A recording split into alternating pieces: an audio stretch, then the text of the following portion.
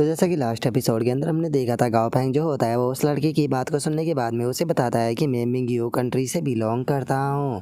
और अब मिंगियो कंट्री का नाम सुनकर वो लड़का जो होता है वो भी थोड़ा सोचने लगता है और अपने मन में बोलता है कि मिंगियो कंट्री, मैंने आज से पहले कभी भी इस कंट्री का नाम जो है वो नहीं सुना। सा लगता है कि ये बॉर्डर के पास में कोई छोटी सी कंट्री होगी। और इतना सोचकर अब वो लड़का जो होता है वो गाओ फैंग को रोकते हुए बोलता है कि वहाँ पर मत जाओ, तुम इस जगह के बारे में कुछ भी नहीं जानते हो, ये जगह बहुत ज़्यादा खतरनाक है, तो मैं तुम्हें इस जगह के बारे में बता सकता हूँ। जो सुनकर गाओ फैंग बोलता है कि इसकी कोई ज़रूरत नहीं, क्योंकि मैं अपना रास्ता खुद चूज़ करता हूँ।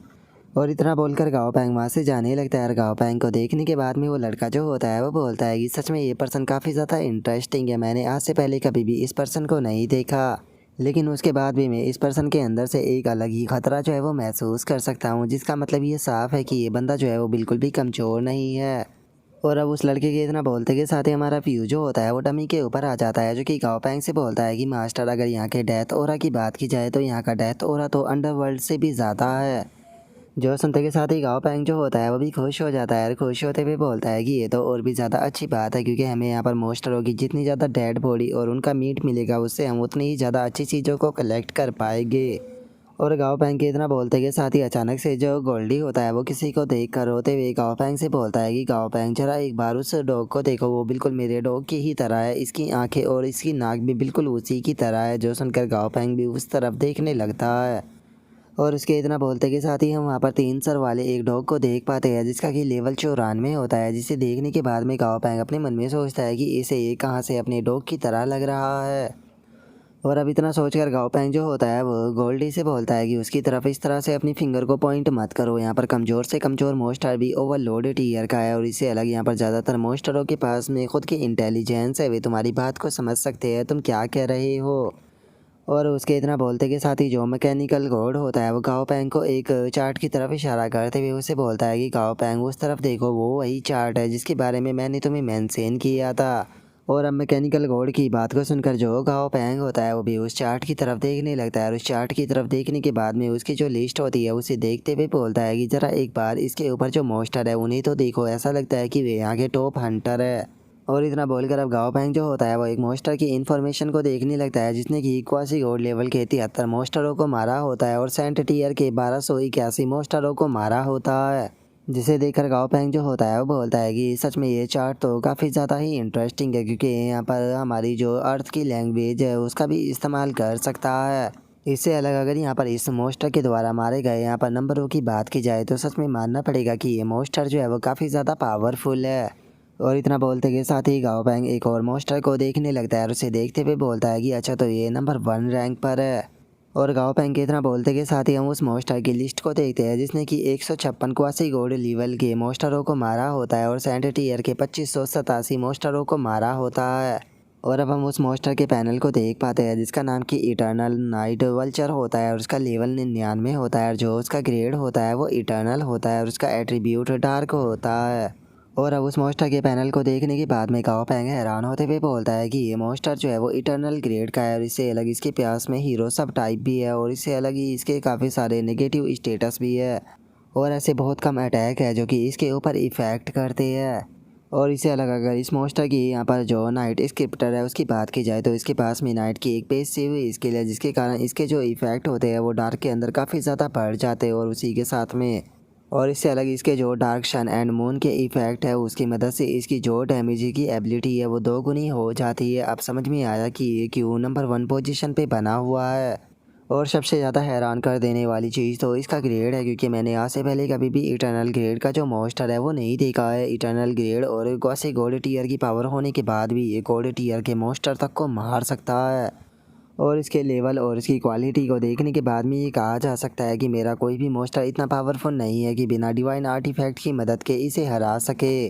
वैसे तो मैं जो गोल्डी और जो डमी है उन दोनों को इसके साथ में फ़ाइट करने के लिए भेज सकता हूँ, और शायद ये लोग जो उसका सामना कर भी ले, लेकिन मुझे नहीं लगता कि ये दोनों साथ में मिलकर भी उसे मार सकते हैं। और इससे अलग अगर लिस्ट के अंदर और भी जो मोस्टर है उनकी बात की जाए तो इससे अलग 4 और मोस्टर इसी लिस्ट के अंदर है, जो कि बिल्कुल सेम इसी के लेवल पर है, और उनके एट्रीब्यूट भी काफ़ी ज़्यादा अच्छे हैं। और अब इतना बोलते के साथ ही जो गाओ पैंग होता है वो आगे की तरफ बढ़ने लगता है, और आगे की तरफ बढ़ते हुए अपने साथियों से बोलता है कि ठीक है, अभी के लिए हम लोगों को यहाँ पर सही टाइम का इंतज़ार करना होगा, क्योंकि अभी फ़ाइट करने का सही टाइम नहीं आया। और अब गाँव फेंग के इतना बोलते के साथ ही हमारा व्यू जो होता है वो एक दूसरी जगह पर आ जाता है, जहाँ पर कि हम देखते हैं कि वहाँ पर काफ़ी सारे अजीब से जो मॉन्स्टर होते हैं वो भी घूम रहे होते हैं। और उन मॉन्स्टरों को देखने के बाद में जो गाँव पेंग होता है वो मैकेनिकल कोड से बोलता है कि क्या यही वही अबे इसके डीमन है जिनके बारे में तुम बात कर रही थी, जैसा तुमने इनके बारे में बताया था ये तो उससे देखने में काफ़ी ज़्यादा अलग है। जो सुनते के साथ ही जो बिग फैट होता है वो गाँव पेंग को बताता है कि गाँव पेंग जरा एक बार इन डीमनों को ध्यान से देखो, इस टाइम पर ये मेंटल डायमेंशन के अंदर है जिसका इनकी बॉडी के चारों तरफ एक पॉइजन एनर्जी जो है वो घूम रही है, तुम्हें इस चीज़ को थोड़ा ध्यान से देखना चाहिए। और बिग फैट के इतना बोलते के साथ ही गाँव पेंग को उन मॉन्स्टर के पीछे एक आँख जो होती है वो नज़र आती है, जिसकी एबिलिटी होती है कि वो किसी को भी यहाँ पर पॉइजन कर सकती है, जिसे देखकर गाँव पेंग जो होता है वो बिग फैट से बोलता है कि अरे हाँ तुमने सही कहा। और गाँव पेंग के इतना बोलते के साथ ही उस आई का ध्यान जो होता है वो भी गाँव पेंग के ऊपर चला जाता है, जो देखते के साथ ही वो गाँव पेंग की तरफ अपना अटैक कर देती है, जिस कारण हम देखते हैं कि उसका अटैक भी अब गाँव पेंग की तरफ आने लगता है। लेकिन तभी जो डमी होता है वो आगे आते हुए जो वो अटैक होता है उसे रोक लेता है। अटैक को रोकने के बाद में जो डमी होता है वो बोलता है कि तुम्हारे अंदर तो कुछ ज़्यादा ही हिम्मत है। और इतना बोलते के साथ ही अब जो डमी होता है वो अपनी वाइट फ्लेम जो होती है उसका इस्तेमाल करने लगता है। और उस वाइट फ्लेम का इस्तेमाल करते हुए एक काफ़ी बड़ा स्पिरिचुअल हैंड जो होता है वो बना लेता है, जिसकी मदद से अब जो डमी होता है वो सीधे उस आई को पकड़ लेता है। जिसे देखते के साथ ही अब जो बिग फैट होता है वो लालचियों वाला फेस बनाते हुए बोलता है कि गाँव पेंग क्या मैं इन डीमनों को खा सकता हूँ, क्योंकि इनके अंदर से काफ़ी अच्छी खुशबू आ रही है। जो सुनकर गाँव पेंग जो होता है वो बिग फैट से बोलता है कि ठीक है तुम इन्हें खा सकते हो, लेकिन याद रखना इनकी बॉडियों को मत खाना, इनकी बॉडियाँ जो है वो छोड़ देना ताकि हम उनसे थोड़ी अच्छी चीज़ें बना सके। जो सुनते के साथ ही जो बिग फैट होता है वो अपने जो डेवरिंग टीथ होता है उसे उन मॉन्स्टरों के ऊपर अटैक करते हुए अगले ही पल सारे के सारे मॉन्स्टरों को निकल जाता है। और अब बिग फैट को सारे के सारे मॉन्स्टरों को निकलता हुआ देखकर गाँव पेंग जो होता है वो बिग फैट से बोलता है कि तुम तो उन सारे के सारे मॉन्स्टरों को निकल गए, क्या मैंने तुम्हें नहीं कहा था कि उनकी बॉडियों को छोड़ देना। जो सुनते के साथ ही जो बिग फैट होता है वो अपने मुंह के अंदर से उस डीमन की जो बॉडी होती है वो निकाल देता है, जो देख कर गाँव पेंग फनी सा फेस बनाते हुए बोलता है कि क्या तुम ये बेकार सी जो चीज़ है वो अब मुझे देना चाहते हो। और इतना बोलते के साथ ही गाँव पेंग जो होता है वो शिली को निकाल लेता है और शिली से बोलता है कि ठीक है शिली, टाइम आ चुका है जो डार्क स्पिरिट है उसे जगाने का। जो सुनते के साथ ही शिली भी डार्क स्पिरिट को निकाल देती है। और अब जो गाँव पेंग होता है वो डार्क स्पिरिट की तरफ देखते हुए उससे बोलता है कि डार्क स्पिरिट मैं चाहता हूँ कि तुम इस डीमन की बॉडी को एब्जॉर्ब कर इससे थोड़ी अच्छी चीज़ें बनाओ। जो सुनते ही डार्क स्पिरिट भी बहुत ही फनी तरीके से उस डीमन की डेड बॉडी को देखने लगता है। और अब हम कुछ देर बाद का सीन देखते हैं, जहाँ पर कि उसने टोटल 3 क्रिस्टल जो होते हैं वो बना दिए होते हैं, जिसमें से सबसे पहला अबेस क्रिस्टल होता है, दूसरा मीट क्रिस्टल होता है और तीसरा सलाइवा क्रिस्टल होता है। जिसे देखते के साथ ही जो गाँव पेंग होता है वो बहुत ही फनी सा फेस बनाते हुए बोलता है कि क्या तुम इसे भी बना सकते हो, सच में ये चीज़ तो बहुत ज़्यादा डिस्कस्टिंग है। और गाँव पेंग के इतना बोलते के साथ ही जो गोल्डी होता है वो सलाइवा क्रिस्टल को लेते हुए जो डार्क स्पिरिट होता है उससे बोलता है कि डार्क स्पिरिट आखिर ये क्या चीज़ है, क्योंकि ये तो बहुत ही ज़्यादा लचीली है। और उसके इतना बोलते के साथ ही जो डार्क स्पिरिट होता है वो ज़मीन की तरफ देखने लगता है। ज़मीन की तरफ देखते हुए बोलता है कि बॉस मुझे लगता है कि यहाँ पर बहुत बड़ी मात्रा में जो सॉइल है वो मौजूद है, तो आप इसे भी मुझे देने की कोशिश क्यों नहीं करते हो, मुझे लगता है कि मैं इसकी मदद से भी अच्छी चीज़ें बना सकता हूँ। जो सुनते के साथ ही जो गाँव पेंग होता है वो गोल्डी को लात मारते हुए उसे बोलता है कि ठीक है ज़मीन खोदना शुरू करो। जो सुनकर बेचारा जो गोल्डी होता है वो भी खुदाल को उठा लेता है और खुदाल को उठाते हुए बोलता है कि आखिर मुझे ही काम क्यों दिया गया है, यहाँ पर इतने लोग हैं लेकिन उसके बाद भी सारा काम मुझे ही क्यों करना पड़ता है। और उसके इतना बोलते के साथ ही हम देखते हैं कि जो गोल्डी होता है वो काफ़ी सारी मिट्टी खोद कर सीधे जो डार्क स्पिरिट होता है उसके बॉडी के ऊपर रख देता है, जिससे कि अब डार्क स्पिरिट भी एब्जॉर्ब करना शुरू कर देता है। और अब हम थोड़ी देर बाद का सीन देखते हैं, जहाँ पर कि एक क्रिस्टल जो होता है वो डार्क स्पिरिट ने बना दिया होता है, जिसे देखकर गाँव पेंग बोलता है कि इसने तो सच में कुछ बना दिया। और उसके इतना बोलते ही हमें उस क्रिस्टल के बारे में बताया जाता है कि इसका नाम डिलोटेड मीट एसेंस है। और अब जो डार्क स्पिरिट होता है वो गाँव पेंग से बोलता है कि मास्टर अगर मुझे इस बार के मुकाबले 10 गुना सॉइल जो है वो मिलता है तो मैं पक्का कन्फर्म हूँ कि मैं यहाँ पर एक कंप्लीट मीट एसेंस जो है वो बना सकता हूँ। जो सुनते के साथ ही गाँव पेंग जो होता है वो बोलता है कि अगर देखा जाए तो 1 केबल मीटर सॉइल के अंदर 3 टन होते हैं, जिसका मतलब अगर मैं यहाँ पर 3 केबल मीटर सॉइल को लेता हूँ तो उससे मुझे एक मीट एसेंस जो है वो मिल सकता है। और अब इतना बोलते के साथ ही गाँव पेंग जो होता है वो एक क्रीपी सी स्माइल देते हुए ज़मीन की तरफ देखने लगता है। ज़मीन की तरफ देखते हुए बोलता है कि सच में ये जगह तो बहुत ही ज़्यादा गजब है, यहाँ तो ज़मीन भी यहाँ पर शानदार है। और अब इतना बोलते ही गाँव पेंग जो होता है वो गोल्डी को ऑर्डर देते हुए बोलता है कि ठीक है गोल्डी खोदना शुरू करो। और उसके इतना बोलते के साथ ही मैकेनिकल कोड जो होता है वो अपने मन में सोचता है कि एक इस तरह का आर्टिफैक्ट जो कि एब्जॉर्ब और प्योरीफाई कर सकता है। मैंने इस तरह की चीज़ को बस एंशिएंट लेजेंड्स के मुंह से सुना था, लेकिन मैंने कभी भी नहीं सोचा था कि ये चीज़ सच में हकीकत होगी, वो अभी एक नॉर्मल से इंसान के पास में जो कि मेरे आंखों के सामने खड़ा हुआ है। पता नहीं इस इंसान के अंदर ऐसे कितने सीक्रेट है जिनके बारे में मैं अभी भी नहीं जानता। और अब उसके इतना बोलते के साथ ही हमारा व्यू जो होता है वो एक दिन बाद भर आ जाता है, जहाँ पर कि हम देखते हैं कि आसमान में अचानक से एक क्रैक जो है वो ओपन हो जाती है। और उसे क्रैक के अंदर से हम देखते हैं कि बहुत सारे जो डीमन होते हैं वो सीधे जो वॉट्रिक्स बैटल फील्ड होती है उसके अंदर आना शुरू कर देते हैं। और तभी हम देखते हैं कि उन डीमनों में से एक डीमन जो होता है उसका ध्यान ज़मीन की तरफ जाता है, जहाँ पर कि जो गाओ पैंग होता है वो आराम से पड़ा हुआ होता है। और गाओ पैंग को देखने के बाद में वो बोलता है कि यहाँ पर तो ह्यूमन भी है। और इतना बोलते के साथ ही अब वो डीमन बहुत ज़्यादा खुश होने लगता है और खुश होते हुए बोलता है कि मैंने आज से 7 साल पहले एक इंसान को खाया था, उसका मीट सच में बहुत ही ज़्यादा टेस्टी था, आज तो दावत होने वाली है। और उसके इतना बोलते के साथ ही हमारा व्यू गोल्डी के ऊपर आ जाता है, जो कि ज़मीन को खोदते हुए बोलता है कि सच में गाओ पैंग जो है वो एक नंबर का झूठा है। उसने कहा था कि हम लोग यहाँ पर फाइट करने आए हैं, लेकिन ज़रा देखो वो तो मुझे यहाँ पर लाकर मुझसे ज़मीन खुदवा रहा है। और उसके इतना बोलते के साथ ही हम देखते हैं कि जो डीमन होता है वो भी गोल्डी के ऊपर अटैक करने के लिए आने लगता है। जो गोल्डी होता है वो अपनी आंखों को मलते हुए बोलता है कि वो बड़ा से बंदे को हमेशा ही अच्छी चीज़ें क्यों मिलती है और मुझे हमेशा ज़मीन के नीचे काम करना क्यों पड़ता है। सच में मुझे ये चीज़ देखकर अब बहुत ही ज़्यादा बुरा जो है वो लग रहा है। और इतना बोलते के साथ ही गोल्डी जैसे ही अपनी खुदाल को घुमाता है तो अचानक से ही वो सीधे जो डीमन होता है उसके सर के ऊपर लगती है, जिसका वो डीमन भी अब वहीं पर ही मारा जाता है। और अब हम देखते हैं कि जो गोल्डी होता है वो बहुत सारी जो मिट्टी होती है उसे भरकर लेकर आ जाता है, जहाँ पर कि उसके ऊपर उसने डीमन को भी डाला होता है। और डार्क स्पिरिट के पास में आते हुए बोलता है कि डार्क स्पिरिट क्या इतना काफ़ी रहेगा। जोसन का डार्क स्पिरिट बोलता है कि हाँ इतना काफ़ी रहेगा। और अब उसके इतना बोलते के साथ ही जो डाजी होता है वो गोल्डी को देख कर हंसते हुए बोलता है कि सच में जो गोल्डी है वो काम करते हुए कितना क्यूट लगता है। जो सुनकर आइसलोन जो होता है वो बोलता है कि उसे बिल्कुल भी कमज़ोर मत समझो, वो सबसे ज़्यादा बेस्ट डक है। और अब उनके इतना बोलते के साथ ही अचानक से बहुत ज़्यादा आवाज़ें जो होती है वो आने लगती है, जिसे सुनकर गाँव पैंग जो होता है वो बोलता है कि उस तरफ से बहुत ज़्यादा साउंड आ रहा है, क्या उस तरफ किसी प्रकार का हमला हुआ है। ऐसा लगता है कि उस तरफ काफ़ी सारे मॉन्स्टरों ने एक साथ में हमला जो है वो कर दिया है, लेकिन उसके बाद भी मैं इस चीज़ को जानने के लिए काफ़ी ज़्यादा इंटरेस्टेड हूँ कि उनमें सबसे पावरफुल मॉन्स्टर का लेवल जो है वो क्या होगा। और इतना बोलते के साथ ही गाओ पैंग का ध्यान जो होता है वो आसमान में उड़ रहे डीमनों के ऊपर जाता है, जिसे देखकर गाओ पैंग बोलता है कि वो क्या बात है, कुछ डीमन भी इसी तरफ आ रहे हैं। और इतना बोलते के साथ ही गाओ पैंग जो होता है वो डाजी की तरफ देखते हुए उसे बोलता है कि डाजी तुम पड़े पड़े काफ़ी ज़्यादा लेजी जो है वो हो रहे हो, तो इसीलिए जाओ जाकर थोड़ी एक्सरसाइज करो। जो सुनते के साथ ही डाजी की सारी खुशी गायब हो जाती है। जो देखकर गाओ पैंग जो होता है वो गुस्से में उसे बोलता है कि क्या हो गया, क्या तुम एक्सरसाइज करने के लिए नहीं जाना चाहते हो, तो ठीक है चलो मैं तुम्हें गोल्डी के पास में भेज देता हूँ, तुम ज़मीन खोदने में उसकी मदद कर देना। जो सुनते के साथ ही जो डाजी होता है वो चुपचाप वहाँ से जाने लगता है। और उसके बाद में अब हम देखते हैं कि जो डाजी होता है वो उड़ते हुए सीधे जो वहाँ पर वे डीमंस होते हैं उनके सामने आ जाता है। और उनके सामने आते के साथ ही जो डाजी होता है वो अपने थंडर अटैक को बनाना शुरू कर देता है। और अब हम देखते हैं कि डाजी जो होता है वो अपनी थंडर अटैक को कर देता है, जहाँ पर कि उसका थंडर अटैक जो होता है वो बहुत ही ज़्यादा पावरफुल होता है, जिसका उसके सामने आने वाले डीमन एक ही पल में ख़त्म हो जाते हैं। और इस अटैक को करने के बाद में जो डाजी होता है वो बहुत ज़्यादा खुश हो जाता है और खुश होते हुए बोलता है कि तुम मेरी इस नई टेक्निक के बारे में क्या कहना चाहोगे, जो कि मैंने कुछ टाइम पहले ही बनाई है। क्या आज से तुम लोग चाहे वो मुझे एम्परर डाजी कहना चाहोगे।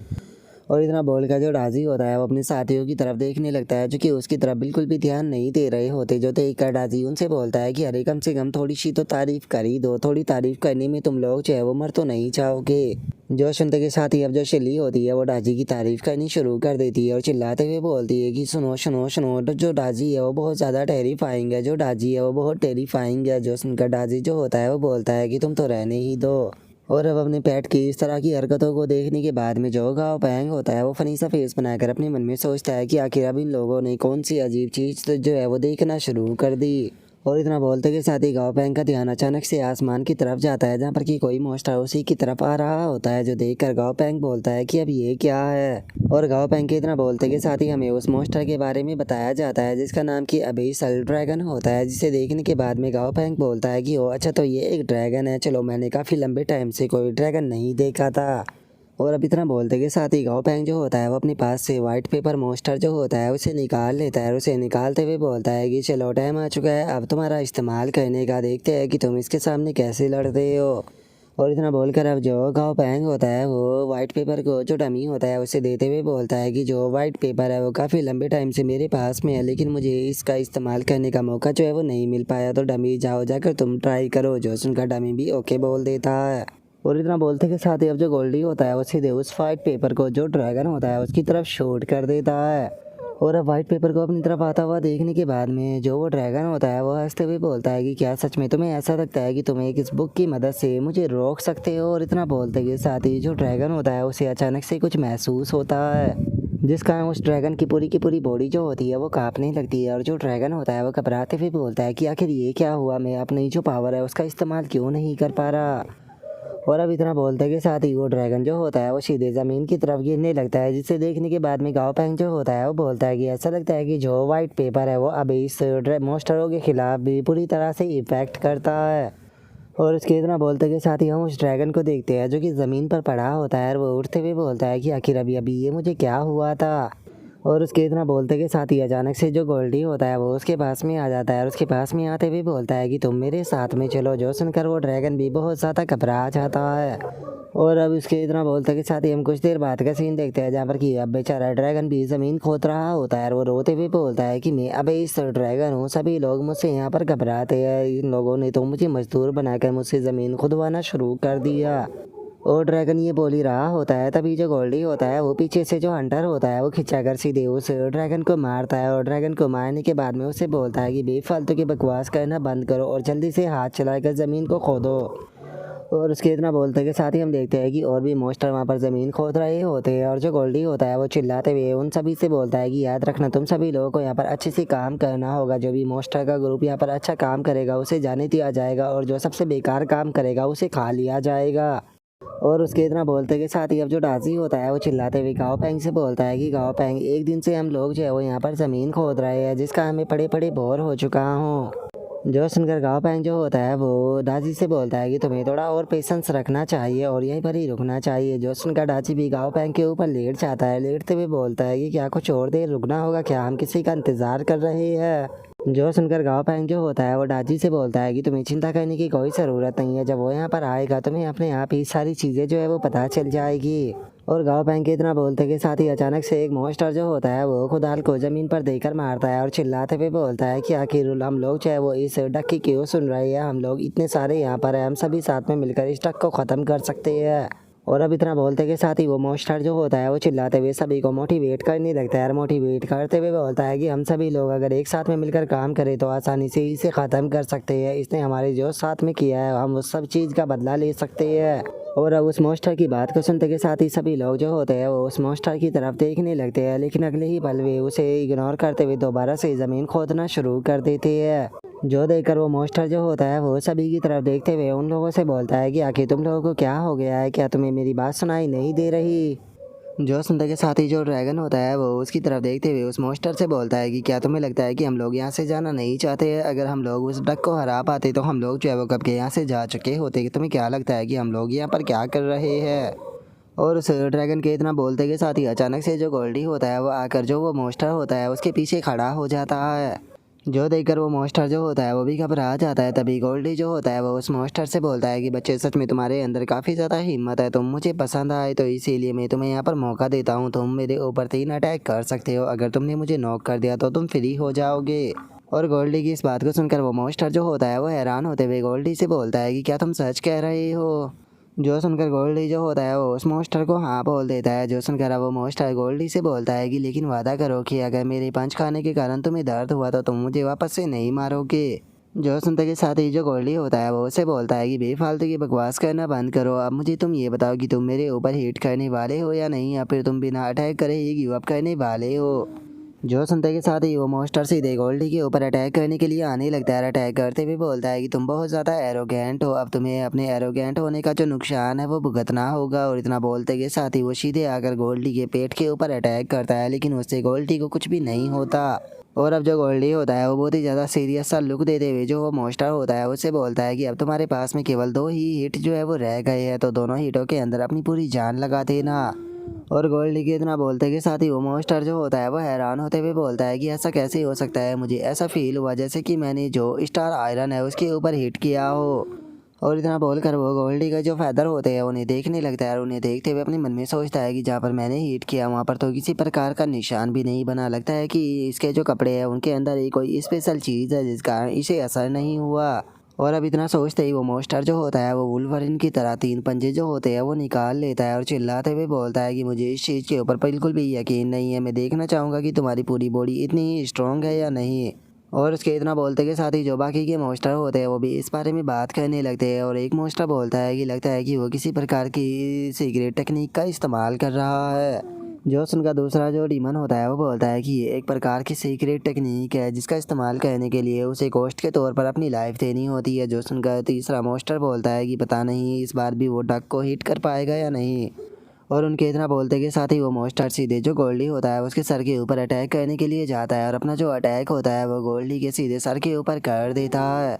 और अटैक करने के बाद में वो मॉन्स्टर जो होता है वो खुशी के मारे चिल्लाते हुए बोलता है कि क्या हो गया, अगर तुमको ऐसे गोल्ड टीयर पर हो तो मैं तुमसे केवल 1 ग्रेड नीचे हूँ और मैंने तुम्हारा यहाँ पर जो सबसे कमज़ोर पॉइंट था वहाँ पर अटैक किया है,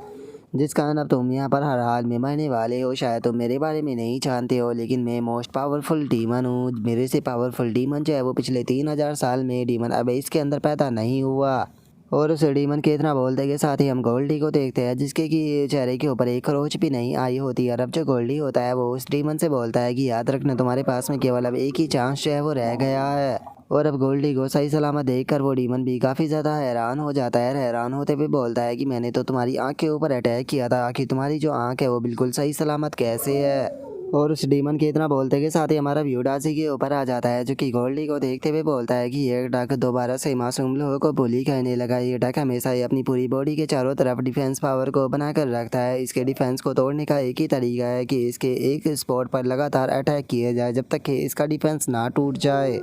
और उसके इतना बोलते के साथ ही जो वो डीमन होता है वो चिल्लाते हुए जो गोल्डी होता है उसे बोलता है कि नहीं, ऐसा नहीं हो सकता, क्या तुम्हारी सबसे कमज़ोर जगह जो है वो तुम्हारी आंखें नहीं है। जो सुनने के बाद में जो गोल्डी होता है वो उस मॉन्स्टर से बोलता है कि तुम आखिर क्या बकवास कर रहे हो, बेफालतू की जो बकवास है वो कहना बंद करो। अब तुम्हारे पास में केवल एक ही अटैक जो है वो रह गया है, तो इसीलिए मुझे बताओ कि तुम अपना जो लास्ट अटैक है वो मेरे ऊपर करोगे या नहीं। जो सुनते के साथ ही वो डीमन जो होता है वो अपनी ऑरा को रिलीज करने लगता है। और अपनी ऑरा को रिलीज करते हुए जो गोल्डी होता है उसे बोलता है कि अभी भी मेरे पास में मेरा सबसे पावरफुल अटैक जो है वो बचा हुआ है, क्योंकि मुझे अभी भी यकीन नहीं है कि तुम्हारी बॉडी के अंदर तुम्हारी कोई भी कमज़ोर जगह नहीं है। और इतना बोलते के साथ ही वो डीमन जो होता है वो वहाँ से उल्टे पैर भागना शुरू कर देता है। और उस डीमन को वहाँ से इस तरह से भागता हुआ देखकर बेचारे गोल्डी को भी कुछ समझ में नहीं आता और वो अपने सर पर खुजाते हुए बोलता है कि वो तो मेरे ऊपर अटैक करने वाला था, तो फिर वो यहाँ से ऐसे क्यों भागने लगा।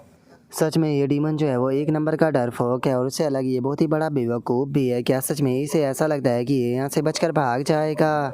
और उसके इतना बोलते के साथ ही हमारा व्यू जो होता है वो उस डीमन के ऊपर आ जाता है और वो हंसते हुए बोलता है कि जैसा कि मैंने सोचा ही था, उस डक का जो फिजिक्स है वो स्पीड टाइप बिल्कुल भी नहीं है। कोई बेवकूफ़ ही होगा जो कि उस डक को एंड टू एंड चैलेंज करना चाहेगा। और इससे अलग वो डक बहुत बड़ा बेवकूफ़ है जो कि उसे लगा था कि मैं उसके ऊपर अटैक करने वाला हूँ। हम डीमन तो पहले से ही बेशरम होते हैं और हमारे लिए इस तरह से वॉर से बचकर भागना बिल्कुल भी आम बात नहीं होती। और उस डीमन के इतना बोलते के साथ ही हम देखते हैं कि अचानक से जो वाइट ब्लेड होता है वो वहाँ पर आ जाता है और वहाँ पर आते के साथ ही उस डीमन के सर को काट देता है। और अब वाइट ब्लेड को देखते के साथ ही वहाँ पर खड़े हुए जो डीमन होते हैं वो काफ़ी घबरा जाते हैं। और एक डीमन बोलता है कि यहाँ पर तो एक और है। जो सुनकर दूसरे वाला बोलता है कि पता नहीं इसके जैसे कितने हो गए, चलो चलकर अपना काम करते हैं।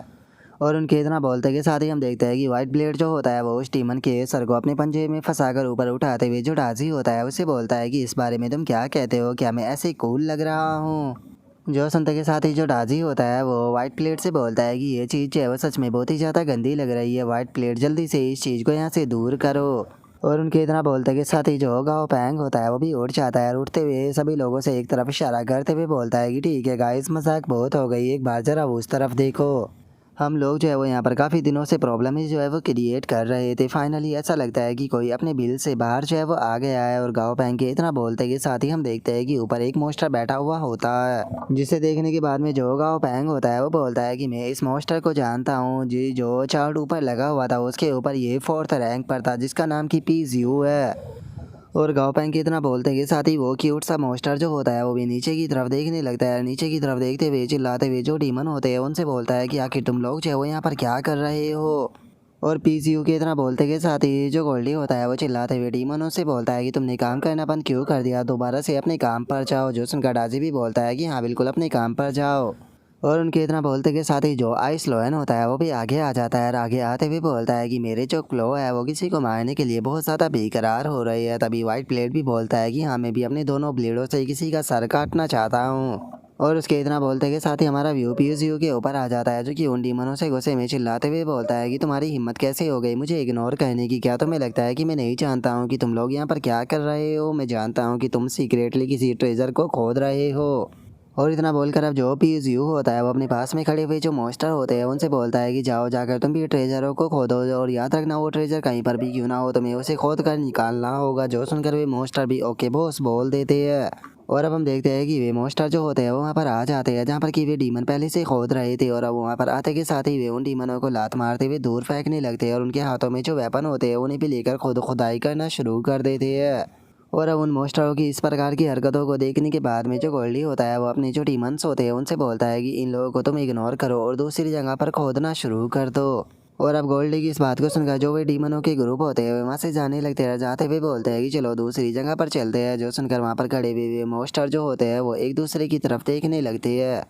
और उसके बाद में वे उठाकर वहाँ पर जो डीमन होते हैं उन्हें फेंक देते हैं और खुद ज़मीन खोदना शुरू कर देते हैं। और ज़मीन खोदते हुए बोलते हैं कि यहाँ से हटो, ये पूरी की पूरी जगह में हमारी है। जो उनका दूसरा मॉन्स्टर भी बोलता है कि हाँ बिल्कुल जो ट्रेजर है वो यहीं कहीं पर छुपा होगा। और अब उन मॉन्स्टरों की इस प्रकार की हरकत को देखने के बाद में जो गोल्डी होता है उसे भी उन मॉन्स्टरों के ऊपर काफ़ी गुस्सा आने लगता है। और अब जो गोल्डी होता है वो सीधे जो वे मॉन्स्टर होते हैं उनके सामने आ जाता है। और अब उन लोगों के बीच में आने के बाद में जो गोल्डी होता है वो उन लोगों की तरफ गुस्से में देखते हुए उनसे बोलता है कि क्या तुम लोग जानते भी हो कि ये अच्छा मैनर किसे कहते हैं? और अब गोल्डी की इस बात को सुनते के साथ ही वे मॉन्स्टर जो होते हैं वो बहुत ही ज़ोर ज़ोर से हंसने लगते हैं। हंसते हुए बोलते हैं कि जरा इस डक की बात को तो सुनो, ये यहाँ पर अच्छे मैनर की बात कर रहा है, सच में ये कितना ज़्यादा फ़नी है। और उन लोगों की इस प्रकार की बात को सुनकर जो गोल्डी होता है उसे काफ़ी ज़्यादा गुस्सा आ जाता है और वो एक डक जैसा जो मॉन्स्टर होता है उसके पास में आ जाता है और उसके पास में आते हुए बोलता है कि क्या तुम लोग जानते भी हो कि तुम किसके ऊपर हंस रहे हो? अगर सच बताओ तो तुम लोगों से जो सही से हंसना भी जो है वो नहीं आता है। चलो मैं तुम लोगों को दिखाता हूँ कि असली हंसना जो है वो किससे कहते हैं। और अब इतना बोलते के साथ ही जो गोल्डी होता है वो उस डक के सामने आकर ज़ोर ज़ोर से हंसना शुरू कर देता है। और गोल्डी के हंसने के कारण हम देखते हैं कि काफ़ी पावरफुल वेव जो होती है वो जनरेट होती है। और अब गोल्डी की आवाज़ को सुनने के बाद में जो वो डक होता है वो मुस्कुराते हुए बोलता है कि सच में मानना पड़ेगा तुम्हारी आवाज़ जो है वो काफ़ी ज़्यादा ऊंची है। और वो डक इतना बोल ही रहा होता है, लेकिन तभी हम देखते हैं कि जो गोल्डी होता है वो अपने एक हाथ से ही जो वो डक होता है उसे ऊपर उठा लेता है, जो देखकर वो डक भी हैरान रह जाता है। और तभी गोल्डी जो होता है वो उस डक को वहाँ पर खड़े हुए दूसरे मोस्टर के ऊपर देकर मारता है। और हम देखते हैं कि गोल्डी ने उसे इतनी ज़ोर से फेंक कर मारा होता है कि अभी दोनों ही मोस्टर जो होते हैं वो वहीं पर ही बेहोश हो जाते हैं। और अब गोल्डी की पावर को देखने के बाद में वहाँ पर खड़े हुए जो बाकी के मॉन्स्टर होते हैं वो भी काफ़ी ज़्यादा हैरान हो जाते हैं। हैरान होते हुए बोलते हैं कि सच में ये डक तो बहुत ज़्यादा स्ट्रॉन्ग है। और इसके इतना बोलते के साथ ही हमारा व्यू जो होता है वो उस पीसीयू के ऊपर आ जाता है, जो कि बोलता है कि सच में ये डक तो काफ़ी ज़्यादा इंटरेस्टिंग है। लगता है कि इस डक को सबक सिखाने का टाइम जो है वो आ चुका है। और पीसीयू के इतना बोलते के साथ ही हम उसके पैनल को देख पाते हैं, जिसका कि लेवल जो है वो 97 होता है और उसका ग्रेड जो होता है वो मिथिक होता है और उसका एट्रीब्यूट जो होता है वो विंड और मिस्टिक होता है। और अब पीसीयू के पैनल को देखने के बाद में जो गाओ पैंग होता है वो अपने मन में सोचता है कि इस पीसीयू के जो स्टेट है वो तो काफ़ी ज़्यादा हाई है। अब समझ में आया कि आखिर ये 4th रैंक पर क्यों है।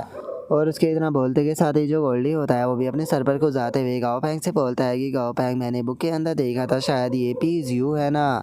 जो सुनते के साथ ही पीसीयू जो होता है वो मुस्कुराते हुए जो गोल्डी होता है उसे बोलता है कि डक मानना पड़ेगा तुम्हारी नॉलेज जो है वो काफ़ी ज़्यादा अच्छी है, जो कि तुमने मुझे पहचान लिया तो चलो ठीक है, तुम अगर मुझे अपना बॉस जो है वो मान लेते हो तो मैं तुम्हारे ऊपर मर्सी जो है वो दिखा सकता हूँ। और उसके इतना बोलते के साथ ही जो गोल्डी होता है वो गाओ पैंग से बोलता है कि गाओ पैंग, मैंने जो पीयूष है उसके बारे में सुना था कि उसके मुंह तो होता है लेकिन उसके पिछवाड़ा नहीं होता। अगर उसके पिछवाड़ा नहीं होता है तो फिर तो इसके पिछवाड़े का होल भी नहीं होगा, तो ये लैटरिंग कहाँ से करता है। और अब गोल्डी के मुंह से इस तरह की बेइज्जती को सुनने के बाद में तो जो पीयूष होता है उसका भी मुंह खुला का खुला रह जाता है। और हम देखते हैं कि पीयूष को इतना ज़्यादा गुस्सा आने लगता है कि उसका पूरा चेहरा जो होता है वो गुस्से से लाल हो जाता है। और अब जो पीयूष होता है वो गुस्से में चिल्लाते हुए बोलता है कि बास्टर्ड डक, तुम्हारी हिम्मत कैसे हो गई मेरी इस तरह से बेइज्जती करने की।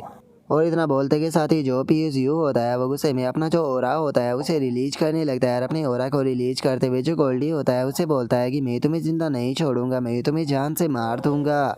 और अब इतना बोलते के साथ ही जो पीयूष होता है वो अपना अटैक जो होता है वो कर देता है। और अब उसका जो अटैक होता है वो सीधे आकर गोल्डी से टकराता है, जिस कारण हम देखते हैं कि जो गोल्डी होता है वो उसके अटैक के अंदर फंस जाता है। जिसे देखकर गाओ पैंग जो होता है वो वाइट प्लेट से बोलता है कि वाइट प्लेट अब तुम्हारी बारी है। जो सुनते के साथ ही वाइट प्लेट जो होता है वो सीधे जो वो अटैक होता है उसके सामने चला जाता है। और तभी हम शैडो में छुपे हुए दो मोस्टरों को देखते हैं, जिनमें से पहला मोस्टर जो होता है वो बोलता है कि ऐसा लगता है कि पीयूष जो है वो काफ़ी ज़्यादा गुस्से में है, यहाँ तक कि उसने अपने फॉलोवरों को भी मार दिया। जो उनका दूसरा जो मोस्टर होता है वो बोलता है कि इसका फैसला जो होता है वो बहुत ही ज़्यादा बेवकूफ़ी भरा था, क्योंकि अभी से कोई भी फॉलो जो है वो करना नहीं चाहेगा। जो सुनते के साथ ही जो पहला मोस्टर होता है वो बोलता है कि तुम्हारी बात तो सही है, लेकिन मुझे लगता है कि जो दूसरी तरफ इसका सामना करने वाला मोस्टर है वो पक्का आज यहाँ पर मरने वाला है। जोश उनका जो दूसरा मोस्टर होता है वो मुस्कुराने लगता है और मुस्कुराते हुए बोलता है कि क्या सच में, अगर सच बताओ तो मुझे ऐसा बिल्कुल भी नहीं लगता।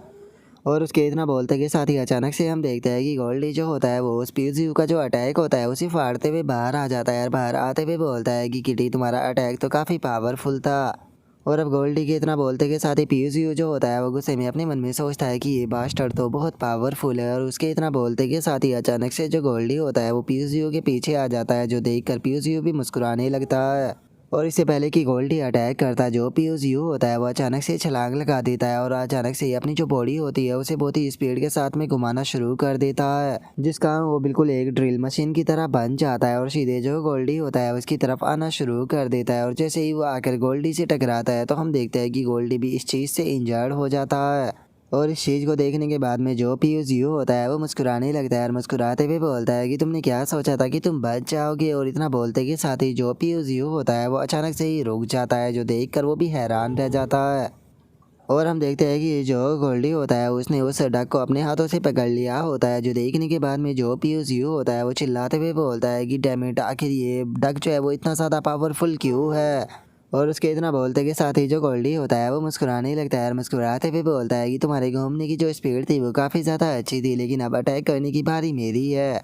और इतना बोलते के साथ ही अचानक से जो गोल्डी होता है वो अपने बैलेंस को खो देता है, जो देखकर पीयूष बोलता है कि यही मेरे पास में चांस है। और इतना बोलते के साथ ही पीयूष जो होता है वो खिंचाकर गोल्डी को एक लात मारता है, जिसका जो गोल्डी होता है वो ज़मीन पर कड़ाबादी खाते हुए काफ़ी दूर जाकर गिरता है। और तभी जो पीयूष होता है वो भी फुल स्पीड में सीधे जो गोल्डी होता है उसकी तरफ अटैक करने के लिए आने लगता है। और इससे पहले कि कुछ गोल्डी कर पाता, जो पीयूष होता है वो गोल्डी के ऊपर अपना अटैक कर देता है। और उस अटैक के कारण हम देखते हैं कि गोल्डी जो होता है वो काफ़ी पीछे जाकर गिरता है, जो देखकर पीयूष बोलता है कि तुम्हारी स्किन काफ़ी ज़्यादा हार्ड है, लेकिन चलो देखते हैं कि मेरे इस अटैक को संभाल पाते हो या नहीं। और इतना बोलकर जो पीयूष होता है वो एक और बहुत पावरफुल अटैक जो होता है वो सीधे गोल्डी के ऊपर कर देता है, जिस कारण हमें काफ़ी तगड़ा धमाका जो होता है वो वहाँ पर देखने के लिए मिलता है।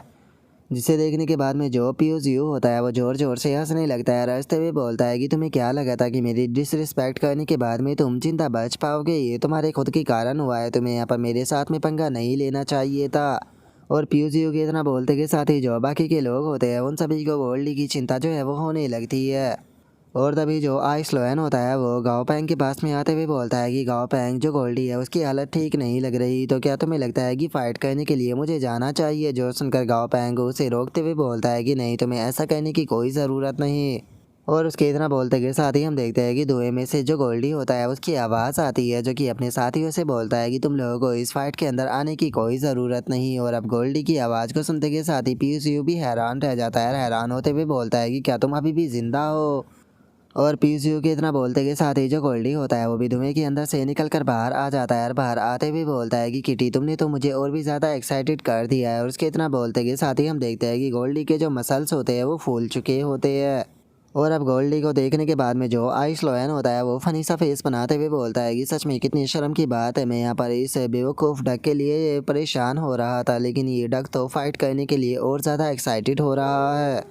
जो सुनते के साथ ही जो बिग फैट होता है वो बोलता है कि लेकिन मुझे एक चीज़ समझ में नहीं आई, जिस टाइम पर गोल्डी ने उसे पकड़ा था अचानक से ही गोल्डी के पैरों की जो ज़मीन थी वो टूट गई, जो कि सच में काफ़ी ज़्यादा अजीब थी। जोसन का जो डाजी होता है वो बोलता है कि क्या इसका कारण ये हो सकता है कि जो गोल्डी है वो काफ़ी ज़्यादा स्ट्रॉन्ग है, जिस कारण ज़मीन उसका वजन नहीं संभाल पाई। जो सुनकर बिग फैट जो होता है वो बोलता है कि नहीं, मुझे ऐसा फील नहीं हो रहा जैसे कि गोल्डी के कारण ही वो ज़मीन टूटी, और इससे अलग मुझे ये भी फील नहीं हो रहा कि वहाँ पर किसी दूसरे मोस्टर ने अटैक किया था। अगर इस जगह की बात की जाए तो ये जगह जो है वो काफ़ी ज़्यादा ही मजबूत है, लेकिन उसके बाद भी गोल्डी के पैर के कारण अचानक से ही वो कैसे टूट सकती है। सच में ये चीज़ क्या तुम लोगों को अजीब नहीं लग रही? जो सुनते के साथ ही जो मैकेनिकल गॉड होता है वो उससे बोलता है कि यहाँ पर कुछ एंशिएंट लेजेंड एरिया जो है वो मौजूद है। अगर पीसीयू की बात की जाए तो उसे सिंबल ऑफ गुड माना जाता है, जो कि डिजास्टर को भी अच्छाई में बदल सकता है। क्या ऐसा हो सकता है कि उसकी इस एबिलिटी के कारण ये हुआ हो? जो सुनते के साथ ही जो मनी मेकर होता है वो बोलता है कि क्या इस तरह की एबिलिटी जो कि बैटल के अंदर बुराई को भी अच्छाई में बदल दे, सच में इस तरह की अगर हमारे पास में एबिलिटी होगी तो हमें तो कोई भी नहीं हरा सकता। जो सुनते के साथ ही बिग फैट जो होता है वो मनी मेकर से बोलता है कि इस तरह की जो एबिलिटी होती है वो किसी को भी एक या फिर दो ही बार बचा सकती है, 100 बार नहीं बचा सकती। जो सुनकर मनी मेकर वो बोलता है कि क्या होगा अगर इस तरह की एबिलिटी 100 के 100 बार बचा लेते हो। जो सुनते के साथ ही अब जो बिग फैट होता है उसे भी बहुत ज़्यादा गुस्सा आ जाता है और वो चिल्लाते हुए बोलता है कि अगर ऐसा है तो बास्टर्ड में सबसे पहले तो तुम्हें ही खाता हूँ, चलो देखता हूँ कि कौन तुम्हें यहाँ पर बचाने के लिए आएगा। जो सुनते के साथ ही मनी मेकर बहुत ही फ़नी तरीके से वहाँ से भाग जाता है और जो गाओ पैंग होता है वो भी उन लोगों को इग्नोर करते हुए गोल्डी और जो पीयूजीयू होता है उसकी फाइट को देखने लगता है, जहाँ पर कि हम देखते हैं कि बेचारा पीयूजीयू जो होता है वो अपनी जान बचाकर भाग रहा होता है और जो गोल्डी होता है वो उसका पीछा करते हुए उसे बोलता है कि भागना बंद करो। और इतना बोलते के साथ ही जो गोल्डी होता है वो पीयूजीयू को पकड़ने की कोशिश करता है, लेकिन पीयूजीयू उसके हाथ में नहीं आता। अब जो पीयूजीयू होता है वो वहाँ से बहुत ही बुरी हालत में भागते हुए बोलता है कि सच में ये डक तो बहुत ही ज़्यादा अनोइंग है, मैंने इसकी तरह के बास्टर्ड मोस्टर जो है वो अपनी पूरी ज़िंदगी में नहीं देखा। आखिर पिटने के बाद भी कोई इस तरह से एक्साइटेड जो है वो कैसे हो सकता है? और उसके इतना बोलते के साथ ही हम जो गोल्डी होता है उसे देखते हैं, जो कि बहुत ही ज़्यादा खुश होता है और वो चिल्लाते हुए बोलता है कि भागना बंद करो और मेरे साथ में फ़ाइट करो।